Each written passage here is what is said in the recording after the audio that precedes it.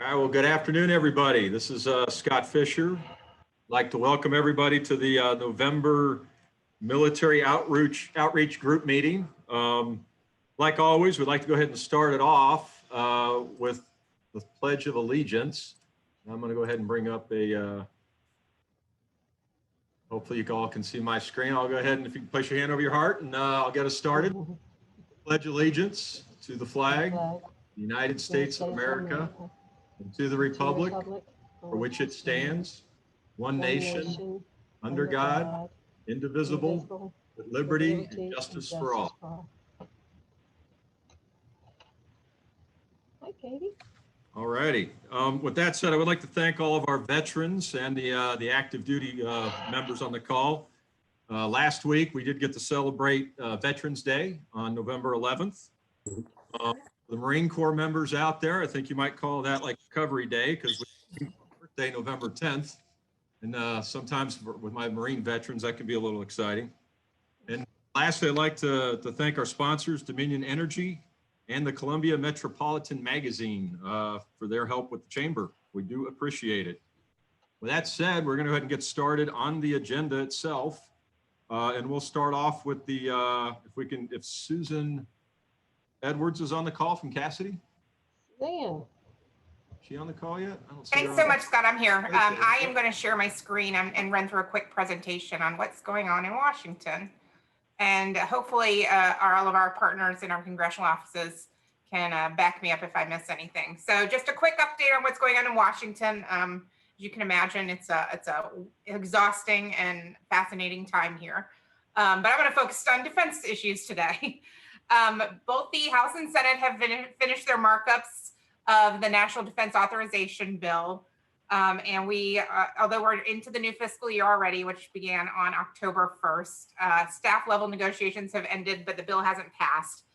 We're expecting conferees are probably going to be named in the next week. A couple controversial issues are sticking up the bill with the big four. Some of those issues have to do with unmanned aerial systems and proposal to create a commission to rename bases that are named after Confederate generals. Previously, President Trump had vowed to veto the final bill if it contained the Confederate provision. We're unclear if that's going to happen at this point. I would say a year has not gone by that we haven't passed the NDAA in a long time. So while folks may worry that the bill is going to get vetoed, I personally would expect final passage sometime in December, possibly as a part of a deal struck on additional COVID stimulus or spending, as well as appropriations, which we'll talk about in a future slide.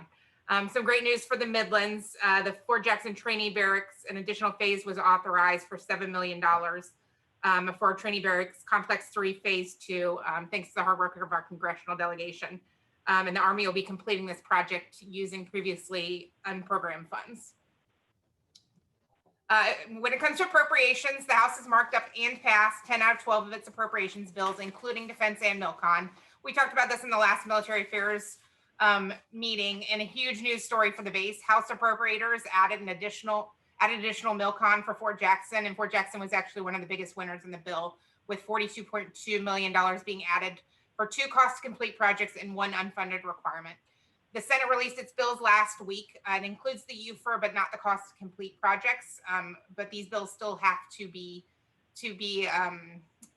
compromised or conferenced. We had heard that in the Senate, they basically didn't make any adds that the House made. So we're going to be working closely with our Senate staff to hopefully pull through these additional appropriated dollars. But as of right now, both chambers are operating on a continuing resolution through December 11th. That could go one of two ways. We could have a CR into the new year, possibly into March, or they could strike a big deal, as we talked about on the last slide. I wanted to give a quick update on the Defense Community Infrastructure Program and the Defense Manufacturing Community Support Program. We talked about it previously, but now's the time to on-ramp if we're thinking about competing for DSIP projects for next year. The Senate bill, as marked last week, adds an additional $100 million for the DSIP program. And DSIP is for projects that are outside the base that affect the quality of life of military families. To get your brains thinking, a couple of the successful projects seemed to focus on recreational and fitness opportunities for military families outside the gates, EMS services, and there were several STEM programming projects that got funded. The one sticker on this is that there will need to be a community match, but it may be a way that we can use some DoD funds to do some outside the base quality of life programming to continue to make our soldiers and their families a good place to live. The Senate also added an additional $50 million for the Defense Manufacturing Community Support Program. This is to create long-term investments in the defense industrial base. If any of our partners are members of the defense industrial base and would like to talk about what this looks like, I'd be happy to chat with you offline about it.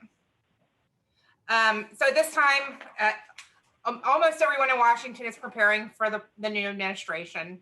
The defense industry itself met the news of Biden's win with cautious optimism. He's seen as kind of a known entity and an institutionalist who supports military spending and military families. We expect or predicting that the Pentagon's will be led by its first female SecDef, Michelle Flournoy, who was a member of the Obama administration. Everyone who's joined the beachhead team for DoD seems to be a Flournoy person. Budget austerity is bound to hit at some point after all this COVID spending's happening, but we do think that the defense budget will at least see a flat line, if not a small cost of living bump. We don't anticipate any large defense budget hits coming, at least in the next year or two. I know we've talked at this group about when's the next BRAC, and we all know, because we face the Army SPIA process, that BRAC comes in many different forms. The House Armed Services Committee Chair, Adam Smith from Washington State, has always been very pro-BRAC. He is now pivoting to using existing mechanisms to reshape and revision what military bases look like. And our partners at Fort Jackson know that because many missions have been moved out, small missions moved in, moved out, some opportunities to grow have presented themselves. So we just want to keep our eye on the ball, because there is significant excess capacity in the Army and all the other services. Fort Jackson has never stood down the Fort Jackson community has never stood down from protecting the base, and that's something the Chamber's really proud of. So we just want to keep our eye on the ball to make sure that our missions aren't hollowed out, that the Army's continuing to invest in the base. And I think everything that we've seen in terms of military construction proves that to be true. And then finally, we anticipate that First Lady Jill Biden will make military families her priority in coming in the administration. It's always been a passion project of hers. She's expected to make their quality of life a key focus for her personal agenda, including portability of licensing, education for military connected children, and preparing military communities to best serve their students they receive. So we're going to track some opportunities like that to see how we can be a part of that messaging as kind of the front porch for the military, or for the Army. And I probably went a little over my 2 minutes. Susan will send these slides out later, and I'm happy to answer any questions either in the chat box or offline.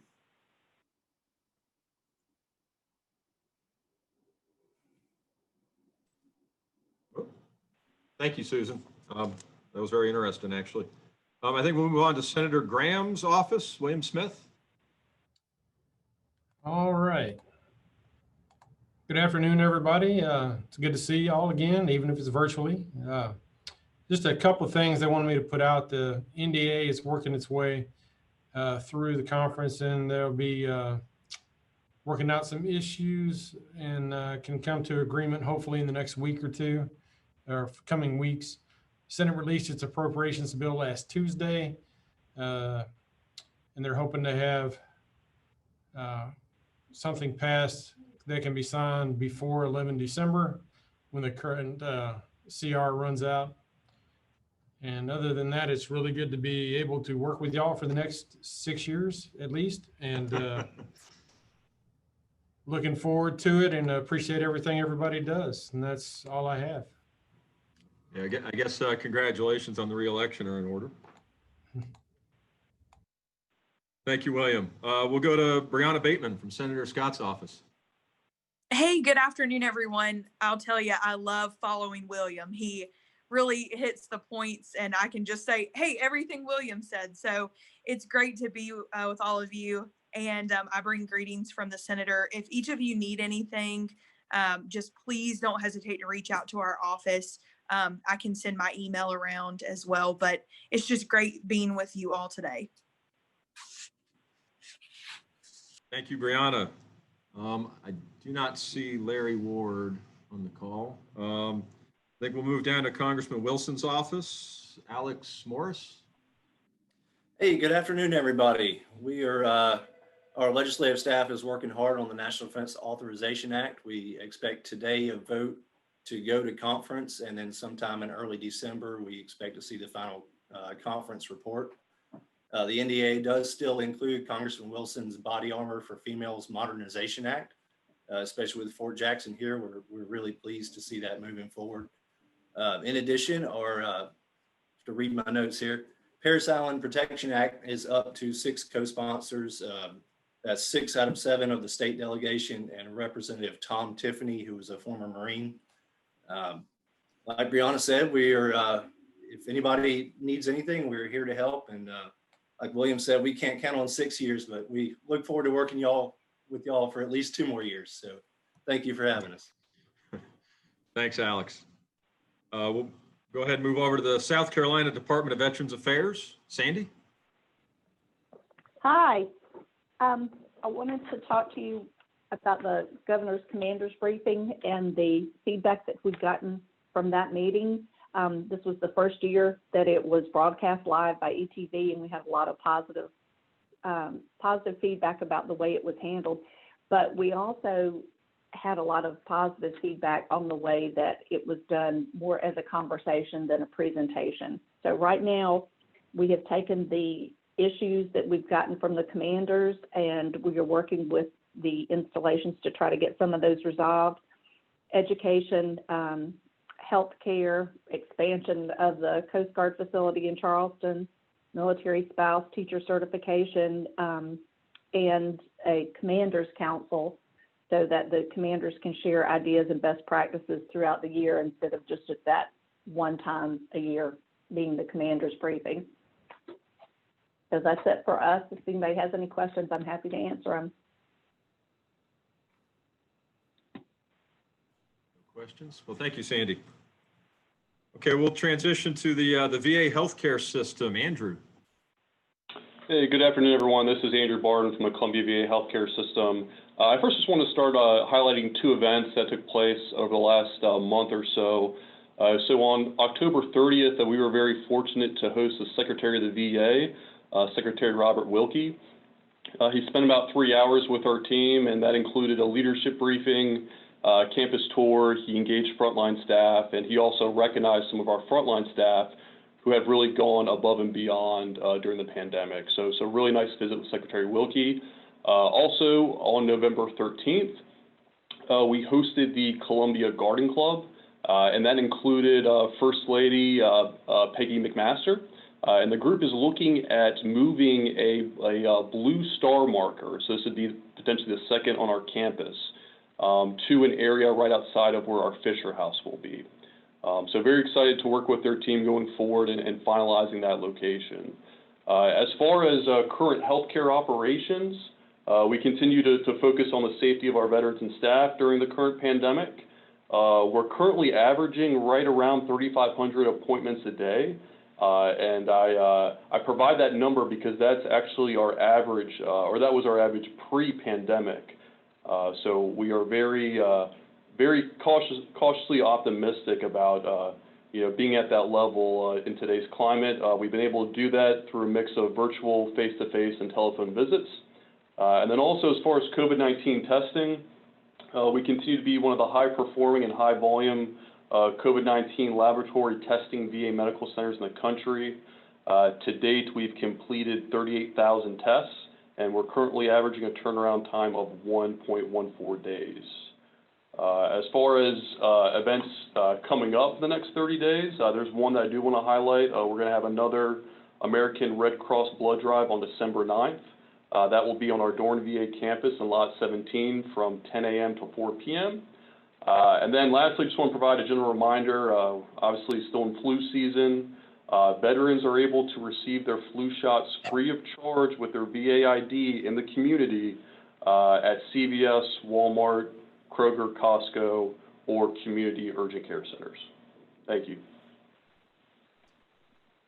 All right, thank you, Andrew. We'll pick it up with the VA regional office with Charles. Good afternoon, everyone. Susan was kind enough to send out 2 attachments. I'm going to go over them real quick. The Columbia VA Regional Office, right now, we're operating under a limited capacity due to the pandemic. And so we had an attachment that provides contact information. There's a phone number that takes you directly into our public contact, and then an email address for any questions or concerns that veterans might have. And then we also on the back have provided some of the information, or on the second page of the regional office flyer, we've provided ways that you can even do a virtual face-to-face with some of our staff, which has been, we've been doing this for a couple months now, and then it's proven to be very effective. Great way for veterans to still get assistance from the VA without actually having to come into the office. And so then the other attachment is regarding our town hall that's going to be 2 days from now. It's going to be on Thursday, November 19th, starting at 10 o'clock, and it's going to go until 12 o'clock. It's going to be a WebEx, and we've provided an agenda for the event. So if there's something that someone's particularly interested in, they can just join the WebEx at about that time.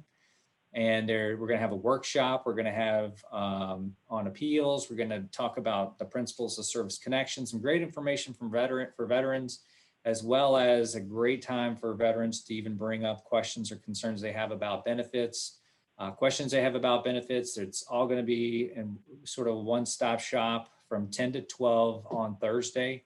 So hoping that this flyer has made its way around, or will soon, so that I can get the word out. But we look forward to serving veterans. That's our key Veterans Day event for this year. So hoping that we can prove that doing it virtually will be useful, and we can keep doing those from then on. That's all I have. Thank you. Thanks, Charles. Kevin Schwedo, the cast, is unable to join us today, so we're going to move on down to our military organizations update. We are expecting to have U.S. Army Central on the call today with a Colonel Armando Hernandez, the Director of U.S. Army Central Public Affairs, and Ms. Alicia Allman, Deputy Chief Public Affairs.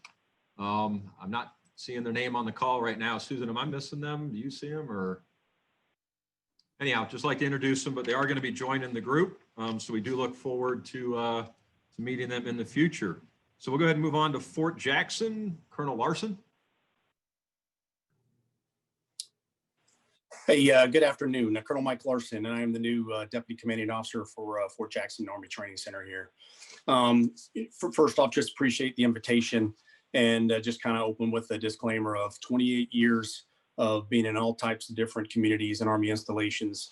This is some of the best synergy, some of the best teamwork and advocacy that I've ever seen dealing with the local community and state leadership. So I just want to applaud everybody's efforts and thank you for that.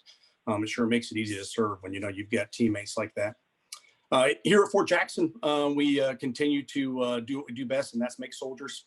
We remain in a HP Con Charlie status, which basically means limited access, essential personnel only, and that's very, very normal across the 73 other Army installations across the globe. Everyone is almost exactly at that same status. Continuing to train soldiers. Last week graduated 1,209 different soldiers, and have about 8,134 still in training right now. That's very normal. We're back to either 1,000 to 1,300 soldiers coming in every single week, and starting to train and move along that 10-week cycle of becoming a U.S. Army soldier. Big things coming up right now is what we call our victory block leave. It's holiday block leave in the Christmas time for about 2 weeks. It's significant for us because we're going to break that bubble. We're going to send the majority of all the trainees back home, and then be at risk of picking up the virus and bringing it back to their teammates and hear people on the installation. So it's a huge risk we're going to have to take, but it's one that leadership feels is very necessary. There'll be about 162 that stay behind. We've already got some volunteers from the local community asking to bring in some special treats to look after them. And then there's some MWR activities for the morale and welfare that we'll execute as well. Lastly, in the next 2 to 5 years, over $200 million in terms of new construction. And I think we briefed this back in August, and major renovation plans on 6 major projects, Sims Dam being one of them. It's 67% complete. And in January, we'll have that thing finished up. Probably the next biggie is the reception battalion, the 120th AG. It's going to be $100 million that starts in the this spring of 21. And then the phase 2, which will end in 2025. But the great news story about all of that $200 million plus $50 million in repair and maintenance, is that the majority of that is all local contractors, all local supplies, and it goes right back into the local community. So back to one of the original points about BRAC as well, I'll kind of close on this. It'd be hard to believe a future where Fort Jackson didn't exist because of the scale of soldiers that we produce for the Army.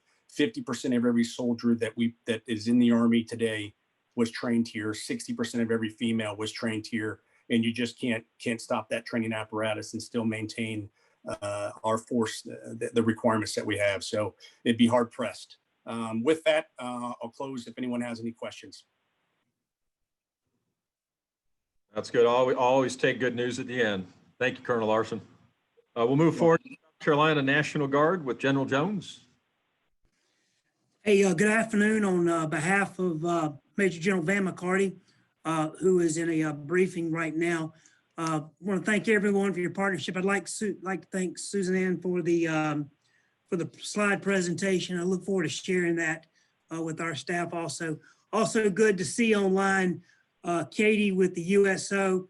Everything that you do for our soldiers and our guardsmen, our airmen, you just really can't put into words the effect you have on them and their families. So always good to see a partner there. So here at the South Carolina Military Department, and I see Colonel Gandhi on, and he'll speak to the Air Guard piece. But everything we do revolves around 3 tasks. And the first is providing deployable soldiers and airmen. I'm pleased to report that we have completely redeployed our 4th of the 118th Combined Arms Battalion from the Middle East. A very successful deployment there. Very fortunate from the standpoint of soldiers that we brought home in good health. And we also completed our deployment of over 1,000 Army Guardsmen to the southwest border. So we are in full force supporting the mission on the southwest border at this time. The second thing we do is provide capabilities and guidance on defense support to civil authorities. Obviously, everything is COVID in that area. We continue to have over 400 guardsmen on duty right now supporting state agencies, every agency from DHEC to the South Carolina Department of Corrections. We're providing support to county agencies, support to testing sites, transportation support, other logistical support. A key decision point in the future, which we are really spending a lot of time on right now, is whether or not there will be a presidential extension on orders to allow guardsmen stay on federal active status, supporting COVID operations. If that does not happen, then we will continue to serve. We will be serving on a state active duty status, and we'll be coordinating with the governor's office to determine what will be authorized for that to look like. But make no mistake about it, we will be on point, continuing to support our partners and the people of South Carolina. And that leads me to our third key duty we have, which is providing value to the state of South Carolina. We do that with partnerships. A big one right now that remains our budgetary priority is the construction of a dream port with USC Aiken, the Savannah River site, and also in proximity with Fort Gordon, Georgia. We think that's something that's going to add a lot of value to South Carolina, and also the USC enterprise system that President Castleton has indicated his support with us on that. So we feel really good about that. We continue to push forward on military construction projects. We're still pushing forward with beginning a Ready Center construction project in Charleston, renovations to our Sumter Armory, and then beginning the design for renovation in Easley. Our Youth Challenge Academy will have its graduation here within the next week. Really proud to say that through this coronavirus crisis, we've remained that open, and we have 39 great young people who are graduating from that program, hopefully with opportunities to better themselves. And again, the Youth Challenge program is something we're very proud of, and we feel that we are making a difference in young people's lives there. Our funeral honors program, to date, over 2,200 funerals that we conducted across the state of South Carolina and during the coronavirus. Very proud of that. Again, another example of how we provide value to the people of South Carolina. I'll let Colonel Gandhi speak to what's happening out at the Air Guard, but good to be with you today. Thanks for giving me the opportunity to speak on behalf of the Adjutant General. Hey, thank you, General. We do appreciate the update. And with that lead in, we'll go out to Colonel Gandhi at McIntyre. All right, good afternoon, everyone. Thanks for giving us an opportunity to chat a little bit over here. Throughout the COVID crisis pandemic, we've been focused on three primary things. First is preserving our alert mission at McIntyre 24/7, 365. We're also making sure that our airmen trained up to support the National Defense Strategy. And finally, and then this is the one that we really find pretty special and close to home for us, and that is supporting our community. So predominantly in a COVID role, some logistical support, and a good number of airmen out amongst the community with a variety of different mission sets responding to COVID. During this time frame, we've been full up with our operations.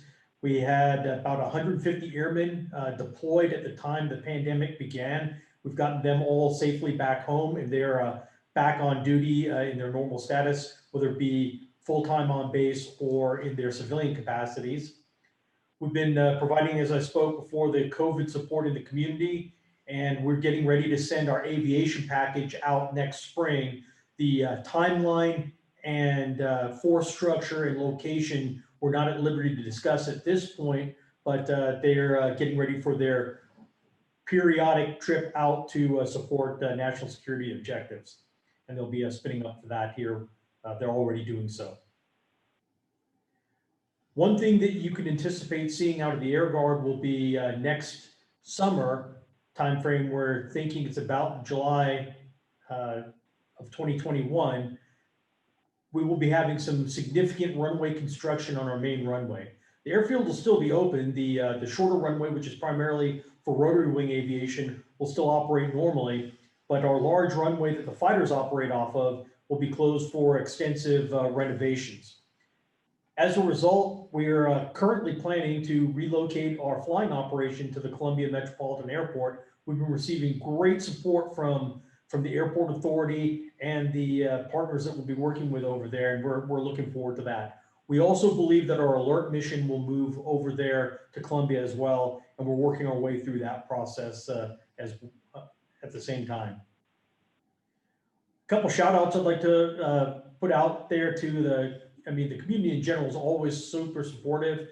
Katie, good to see you again. Thank you. All the USO stuff, especially during the time when our airmen were out there doing things in support of COVID, and the USO came in and still was right by our side. We're just thrilled about the support we get from you. And to the VA, the mobile support center that you've had out, very, very gracious with the allocation of time. I think our airmen and soldiers on the installation have been getting great use out of that. So that team is just wonderful. And when people are facing crises, they're right there helping them work their way through it. And I think it's had some very, very positive effects for our airmen and the soldiers here at McIntyre.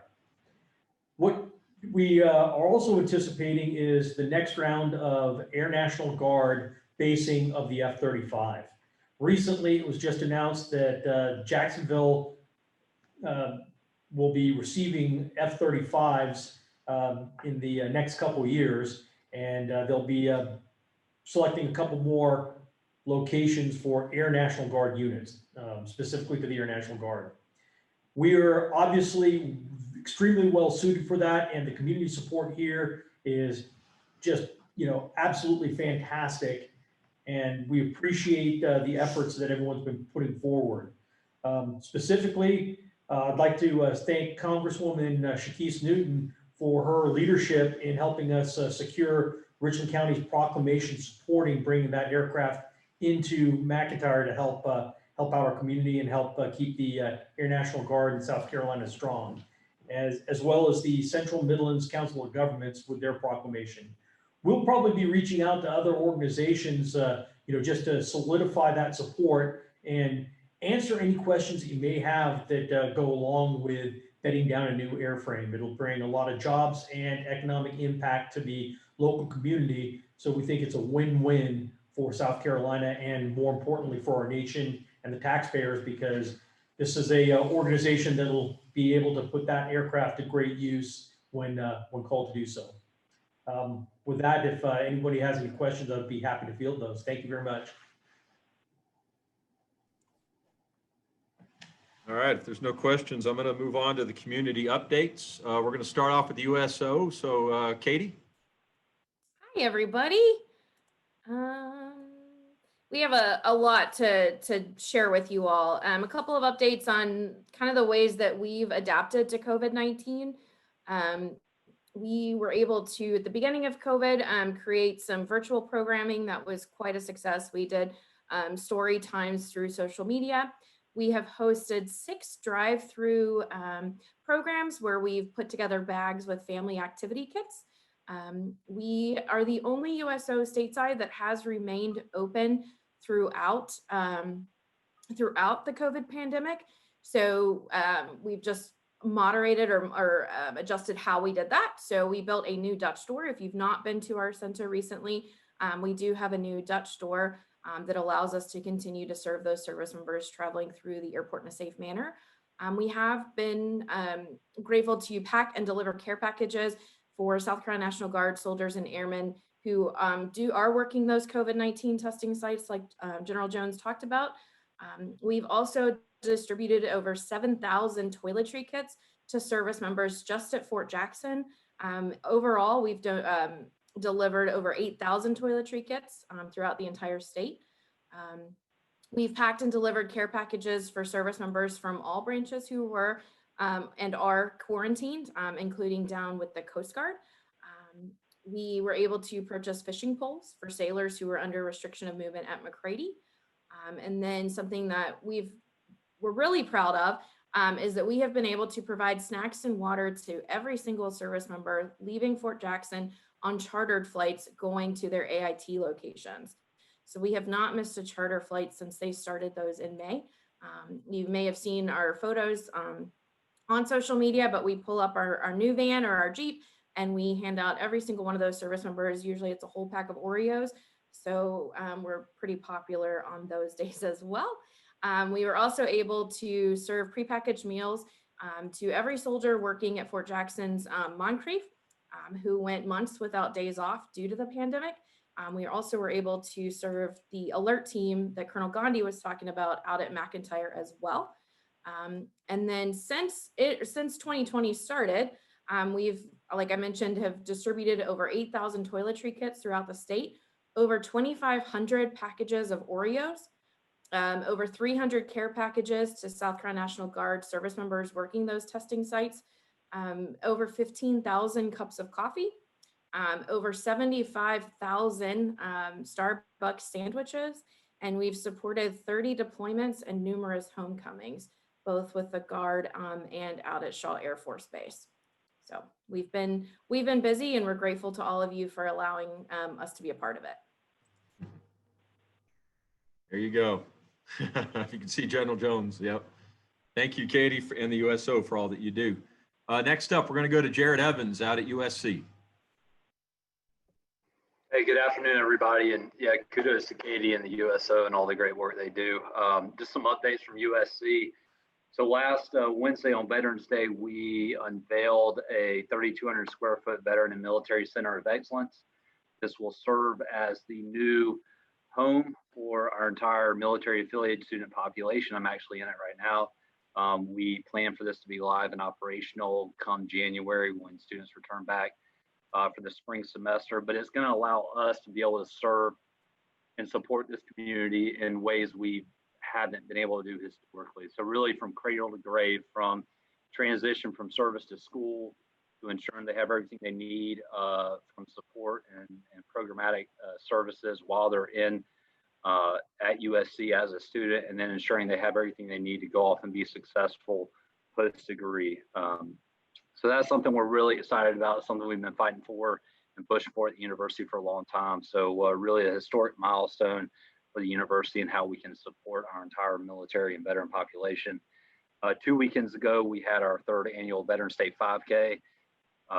Again, all proceeds go to support Friends of Fisher House. To date, over the last 2 years, we've raised just shy of $20,000. And this year we partnered with our veteran and military brothers and sisters up at Clemson to make a little competition out of it. I'm hesitant to say how much money we've raised because we're still doing some counting and we've had some late donations come in. But overall, just an overwhelming amount of support from the community. I feel confident saying we beat Clemson. I do feel good about that. Wouldn't be true on the football field this year, but as far as the Veterans Day 5K, I feel really good about that. And then also, I mean, AARP, General's Hot Sauce, Blue Cross Blue Shield, Big Red Barn, Run Phase, a lot of great community partners who came in and supported that. We have participation from California to Texas to Maryland to Georgia, and so just really a lot of participation and support outside the Midlands community as well as the state. And so be on the lookout for an update on actual donation amount later, hopefully this week. Something else to put on everybody's radar, back in the summer, we partnered with Candy and Kevin Tillman, who created a company called 50 Strong. And what that is doing for our population is providing a direct bridge and pipeline to employer Fortune 500 companies and corporations who have strong veteran and military hiring initiatives. So every Thursday at 3 p.m. Eastern time, they have a LinkedIn Employer Connect series. And this Thursday, something that USC is leaning in on and very excited about is the DoD Skill Bridge program. And what that does, if you're not aware of it, is it allows service members with 6 months left on the contract to go out and get some civilian sector experience in whatever job or industry they think they want to go into once they separate out. And so USC is going through the application process now to be an authorized provider for DoD Skill Bridge. But this Thursday at 3 p.m. on LinkedIn, if you follow 50 Strong, they've got several, I believe it's a 4-person panel from not only DoD, but also DoD Skill Bridge to talk about this program as well. So that's something we're excited about. And then just some reminders.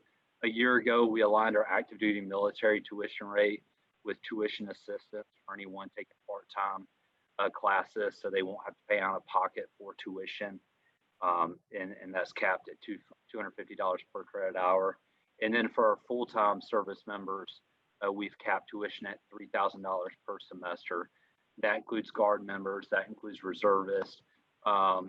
We as a university understand the value add the veteran and military community bring to higher ed as well as other organizations and industries, and we value that. And we want you to come to USC and get your degree.